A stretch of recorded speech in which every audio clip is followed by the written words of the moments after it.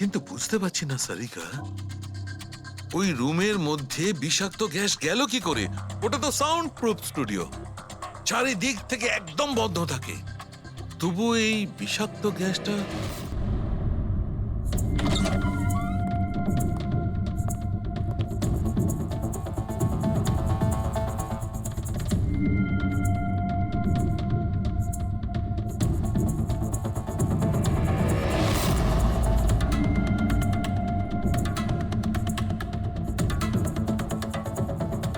এই রুমটা তো একেবারে সিল প্যাক।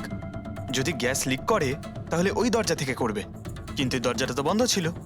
এই গ্যাসটা লিক করেছে তো করেছে কোথা থেকে? পঙ্কজ, মনে হয় এসির ভেইন থেকে। একবার এসির ভেইনটা চেক করো তো।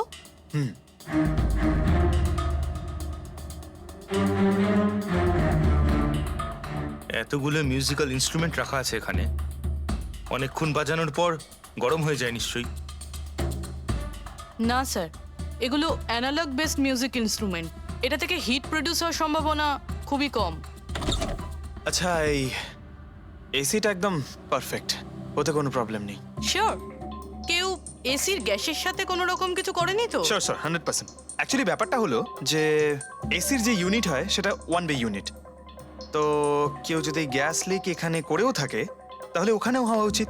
ওখানে কিন্তু হয়নি, যা হওয়ার এখানেই হয়েছে। অদ্ভুত ব্যাপার, না এসি নিয়ে কেউ নাড়াঘাটা করেছে, না ঘরে কোনো ভেন্ট আছে, মাথায় ঢুকছে না। তাহলে এই বিষাক্ত গ্যাস এলোটা কোথা থেকে? হয়তো ওই গ্যাস নয়, ভেপার ছিল। ভেপার? হ্যাঁ, আমরা কেডির ফুটেজে দেখেছিলাম না, ওর মুখের সামনে একটা ধোঁয়ার মতন এসে গিয়েছিল। এই বিষাক্ত গ্যাসটা ওই ভেপারই ছিল। চলো সেটা না হয় মেনে নিলাম পুরবি, যে বিষ গ্যাসে নয় ভেপারে ছিল, কিন্তু প্রশ্নটা কিন্তু রয়েই গেল যে এই ভেপার, বিষাক্ত ভেপার ঘরের মধ্যে এলো কিভাবে? শুনলাম কেডিকে নিয়ে আপনাদের নাকি প্রচুর অভিযোগ ছিল। স্যার, অভিযোগ থাকবে না কেন? আমাদের গ্রুপই ছেড়ে দিয়েছিল আর নিজের কেরিয়ার তৈরি করতে নিজে একাই বেরিয়ে পড়েছিল। তো এই সামান্য ব্যাপারের জন্য ওকে তোমরা খুন করবে? না স্যার, আপনি কি বলছেন? কেটিকে মারার কথা তো আমরা দুঃস্বপ্নেও ভাবতে পারি না স্যার। আমরা সবাই একসাথে ইঞ্জিনিয়ারিং করছিলাম, মিউজিক শুধুমাত্র আমাদের শখ স্যার, কিন্তু কেটি আমাদের ভেতরে ট্যালেন্ট চিনতে পেরেছিল আর এই ব্যান্ডের সাথে যুক্ত করেছিল। আজ সকালেই আমি ওর সাথে দেখা করতে গেছিলাম, আর আমি যদি আগে জানতাম যে কেডির সাথে এই সব কিছু হবে, আমি ওকে ছেড়ে আসতামই না। কেডি যখন এই ব্যান্ডটা ছেড়ে দিল তাহলে ওর সঙ্গে দেখা করতে গেছিলে কেন? স্যার, ওকে বেস্ট উইশেস দেওয়ার জন্য। আর স্যার, আমি তো অ্যাকচুয়ালি ওর কাছে ক্ষমা চাইতে গিয়েছিলাম। ক্ষমা? কি কারণে?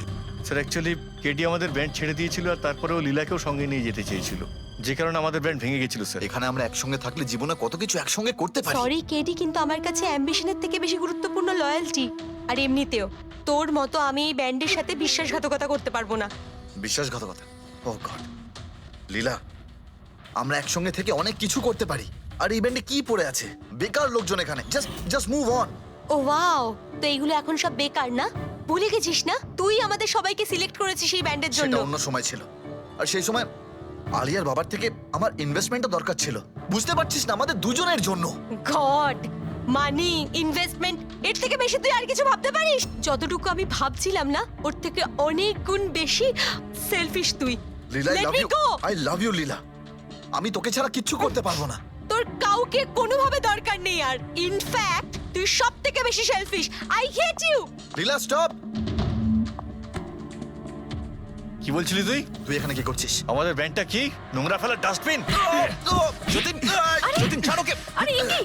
যতীন, তুই আমার গায়ে হাত তুললি, তোকে শেষ করে দেবো। You just see. আরে যা, কথা বলবে। যে নিজের আদর্শকে বরবাদ করে দিয়েছে সে অন্যকে কি বরবাদ করবে? তুই দেখে নিস শুধু। না আমি এই কনসার্ট থেকে আমার নাম সরাবো, বরং যত টাকা আমি এতে ইনভেস্ট করেছি সেটাও তুলে ছাড়বো, সেটাও 1 সপ্তাহের মধ্যে। Just wait and watch. দেখতে থাক শুধু এবার। Get just. সেই কারণেই আমি ওর কাছে ক্ষমা চাইতে গিয়েছিলাম স্যার। আমাদের সেই উপায় ছিল না যে আমরাও টাকা ফেরত দিতে পারি। এটাও তো কারণ হতে পারে খুন করার। স্যার আপনি আমাদের সন্দেহ করছেন? সন্দেহের তালিকায় তো সবাই আছে, আপনিও আছেন। আমি কি করলাম? তুমি কেডির ভালোবাসা নিয়ে বিরক্ত ছিলে। স্যার সেই হিসেব মতো তো আমার থেকে বড় কারণ আলিয়ার কাছে আছে। এটা কি বলছিস তুই? হ্যাঁ, যদি কাউকে খুন করতে হতো তাহলে আমি তোকে করতাম, যাকে ভালোবাসতাম তাকে না। স্যার আপনারা এসব কি করছেন? আপনাদের এই ইনভেস্টিগেশনের জন্য আমাদের ব্যান্ড শেষ হয়ে যাবে। আরে স্যার কি বলছেন আপনি? আমি গান গাইবো? হ্যাঁ, আরে আমি তো বাথরুম সিঙ্গারও নই। আরে ভাই, ডক্টর সালুকে যখন বলছেন তোমাকে গাইতেই হবে, আরে তুমি প্র্যাকটিস করো না কোনো গান করার। দেখো ভাই, আমি এখানে সবকিছু ঠিক তেমনটাই চাই যেমন ক্রেডির মৃত্যুর সময় ছিল, একদম ঠিক সেই রকম, কিচ্ছু এদিক ওদিক হতে পারবে না। ডক্টর সালুকে আপনি একদম নিশ্চিন্ত থাকুন, এখানে আমরা সেই রকম ব্যবস্থাই করব আপনার জন্য যেটা খুনের সময় ছিল, ঠিক আছে? মাইক, এখানটায় মাইক নিয়ে নাও তো।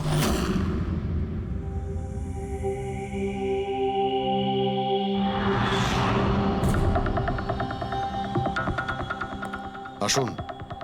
স্যার আরেকবার ভেবে দেখুন স্যার, আমি গান। আরে পঙ্কজ, গেয়ে দাও ভাই, এসো, আমরা তো শুনি তুমি কতটা বেসুরো। বসো। All the All best. the best. All the best.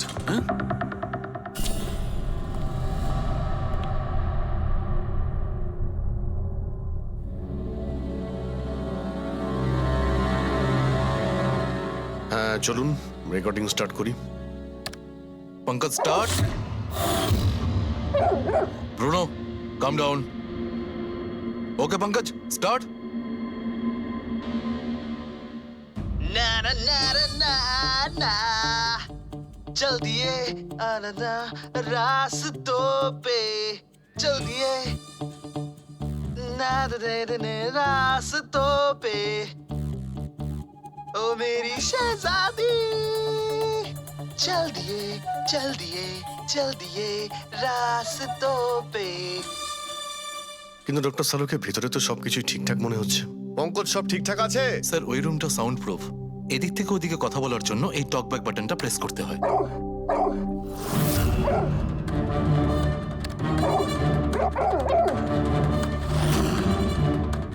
Pankaj চলে এসো।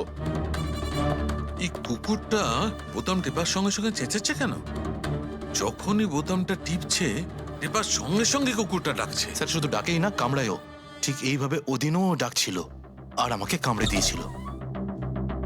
এই বোতামটা টেপার সঙ্গে সঙ্গে কুকুরটা রেগে যায়, তার মানে এই টক ব্যাক বাটনটা নিশ্চয়ই খুব হাই ফ্রিকোয়েন্সির আওয়াজ এইখানে আসে, যেটা শোনার সঙ্গে সঙ্গে কুকুরটা ইরিটেট হয়ে যায়। স্যার কিন্তু ওই দিন এরকম কোনো তীব্র আওয়াজ বেরোয়নি, আর আমি অন্তত কোনো কিছু শুনিনি। আপনি তো শুনতে পাবেন না, এটা ফ্রিকোয়েন্সির ব্যাপার।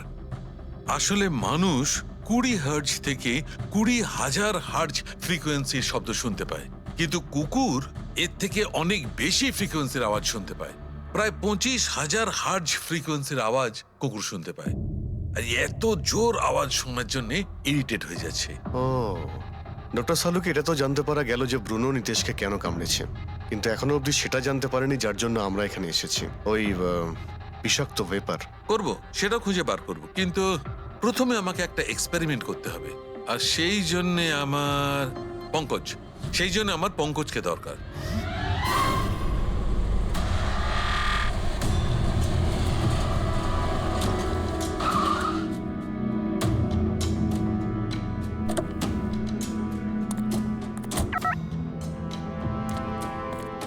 স্যার হুম, আমরা এখানে কি করতে এসেছি?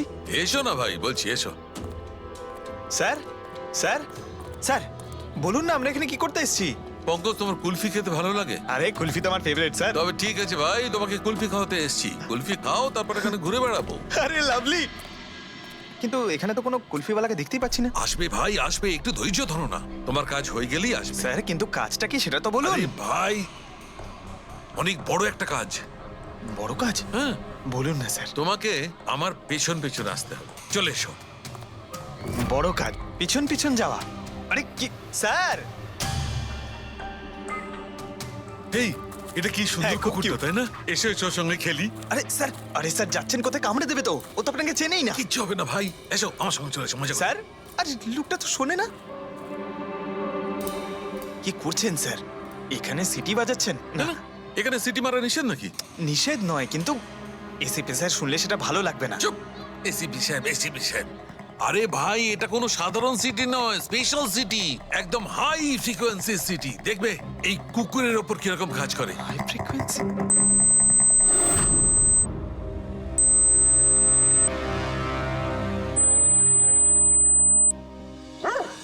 স্যার কাজ করছে স্যার। আরে আমার পেছনে দৌড়াচ্ছে তো। Pankaj, don't worry, don't worry.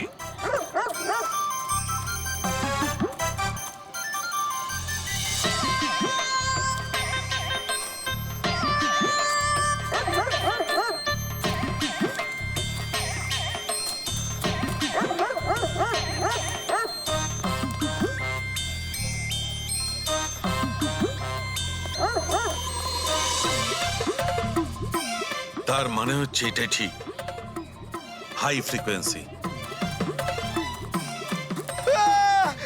Sir বাঁচান, বাঁচাও।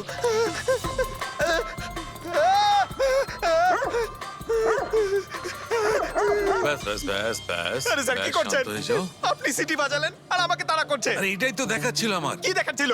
আমাকে কামড়াই কিনা? পঙ্কজ, আমার এটাই দেখাচ্ছিল যে হাই ফ্রিকোয়েন্সি শব্দ শুনে কুকুরটা ততটাই উত্তেজিত হয় কিনা যতটা নির্দিশের কুকুরটা হয়েছিল। আর দেখো, এটা কি হয়ে গেছে তো? অ্যাটাক করেছে আর তা দেখে আপনি খুব আনন্দ পাচ্ছিলেন দেখেছি আমি। কিন্তু এত দৌড় করালেন কেসে, তাতে কি লাভ হবে? আরে হবে, লাভ হবে। দেখবে ল্যাবে ফিরে গিয়ে এক্ষুনি কেসটা সলভ করে ফেলবো। আমার কুলফি? কুলফি এসডিপি সাহেবের কাছে আছে। এসো এসো। এই নিয়ে যাও তোমার কুকুরকে। এরা ভাবে কেউ খুলে ছেড়ে রাখে? ওকে দৌড় করে হাঁপিয়ে দিল। স্যার আমাকে কুলফি কিনে দিতে হবে, নাহলে আমি কথা শুনবো না। আরে এসিপি সাহেব খাওয়াবে তো কুলফি। এসো। সারিকা, এখানে মন দিয়ে দেখো।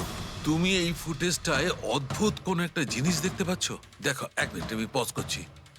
হ্যাঁ হ্যাঁ স্যার, এই 56 মিনিটে একটা ধোঁয়ার মতো আসছে না ক্যামেরা লেন্সে? এটাই কেডির মৃত্যুর কারণ হতে পারে। কিন্তু সারিকা, তুমি জানো ভাপের একটা নিজস্ব প্রপার্টি আছে? এটাই না, ওই এটা নিচের দিক থেকে ওপর দিকে ট্রাভেল করে গরমের কারণে। এক্স্যাক্টলি। কিন্তু এইখানে দেখো সারিকা, এই ভাবটা কিন্তু সেরকম নয়।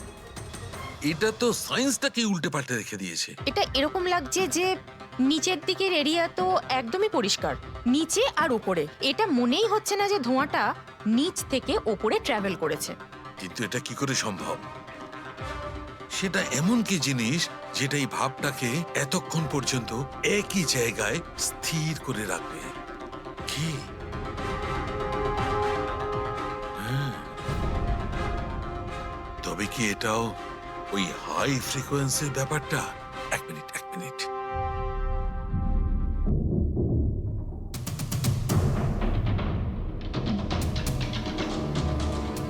উত্তর পেয়ে গেছি সারিকা। কি ভাই, লেট করিনি তো? কোনো ব্যাপার না ডক্টর, অদ্ভুত ব্যাপার আপনার। ওই দিন আপনি আমাদের এখানে ছেড়ে হঠাৎ পঙ্কজকে নিয়ে ঘুরতে চলে গেলেন, তাও আবার পার্কে। হ্যাঁ, এক্সকিউজ মি, আমি ঘুরতে যাইনি ভাই, আমি ওখানে একটা তদন্ত করতে গেছিলাম। পঙ্কজ, তুমি বলনি? বলেছিলাম তো কি স্যার। বলেছিলে যে ওরা এরকম ভাবে জিজ্ঞেস করছে? কি বলেছিলে? এই কি এই? কি বলেছিলে? ও ও হো হো হো, এটাই যে ডক্টর সালুকে ওখানে পার্কে ডগিজদের দেখে সিটি বাজিয়ে বিরক্ত করছিল। হ্যাঁ, ডক্টর সালুকে আপনি ওকে একটা কুলফি পর্যন্ত খাওয়াননি? এই কথা বলেছো তুমি? এই কথা বলেছো তুমি? হ্যাঁ স্যার, না স্যার। কি না স্যার? হ্যাঁ? উনি তো আসল কথাটা বলনি তুমি? কি? হ্যাঁ। কি না? আরে ব্যাপারটা কি? কি? স্যার আপনি সবসময় আমাকে ফাঁসি দেন। চুপ। আচ্ছা ঠিক আছে, এখন দেখা যাক ডক্টর সালুকে নতুন কি বলেন। তোমাদের আজকে আমি এমন কথা শোনাবো দয়া, যেটা জানলে তোমরা একদম অবাক হয়ে যাবে। কিন্তু সবার আগে এইসব ইকুইপমেন্টস অন করিয়ে দাও। স্যার সব কটাই অন আছে। গ্রেট। এই দেখো, ডক্টর সালুকে এটা আবার কোন নতুন খেলনা নিয়ে এলেন? এটা খেলনা নয় দয়া, এটা খুব কাজের জিনিস। এটা হাই ফ্রিকোয়েন্সিকে এমন ভাবে ধরে যেমন চুম্বক ছোট্ট ছোট্ট লোহার টুকরোকে ধরে। হ্যাঁ, এই দেখো, এইটা, এই সবুজ আলোটা দেখছো? যখন আমি স্ক্যান করে হাই ফ্রিকোয়েন্সির কাছে যাব, তখন এই লাল লাইটটা জ্বলে উঠবে। এবার আমি সার্চ করছি।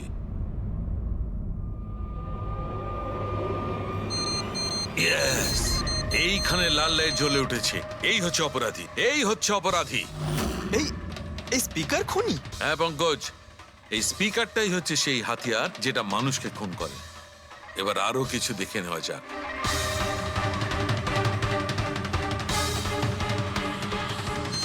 এই দেখো, এই আর একটা, এই দ্বিতীয় অপরাধী। এই দুটো স্পিকারই অপরাধী। স্যার এসব কি বলছেন স্যার?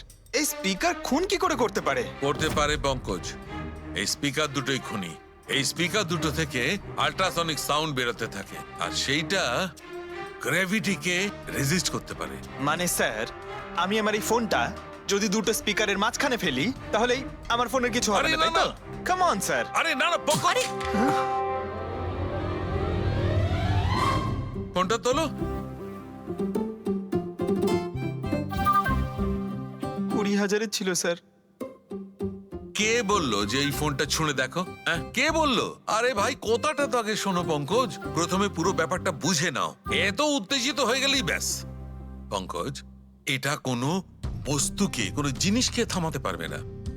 এটা লিকুইড পদার্থ, যেটা হবে তরল পদার্থ, সেটাকে থামাতে পারে। তাহলে ডক্টর সালুকে আপনি এটা করে দেখাতে পারেন? হ্যাঁ, একদম।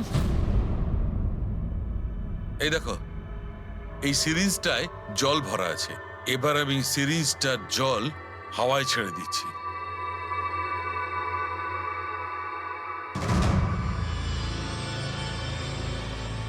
এ তো দৈব ব্যাপার। It's a miracle. এটা কোনো দৈব ব্যাপার নয় বন্ধু, এটা হচ্ছে সায়েন্স, বিজ্ঞান। তার মানে খুনি ওই হাই ফ্রিকোয়েন্সির প্ল্যানটা করে কোথাও ওই লিকুইড বিষ আশেপাশে রেখে দিয়েছিল, যেটা ভেপার হয়ে গেছিল আর তারপর কেডির হার্টে চলে গেছিল। কেডিকে মারার জন্য এত লম্বা প্ল্যানিং করেছিল? আর এটা কোনো ভেতরের লোকেরই কাজ, যে অনেকটা সময় স্পিকারের সাথে থাকে। কিন্তু স্যার এই স্পিকারগুলো তো আমাদের এখানকার নয়ও।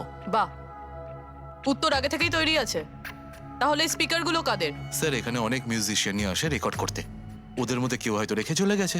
আমি কি করে জানবো এটা কার? দয়া, এটা এমন স্পিকার নয় যে সাধারণ বাজারে পাওয়া যাবে। এই স্পিকারটা বিশেষভাবে তৈরি করা হয়েছে এই পরিকল্পনাটাকে রূপ দেওয়ার জন্য। মানে স্পিকার কোনো ইঞ্জিনিয়ারই বানাতে পারে।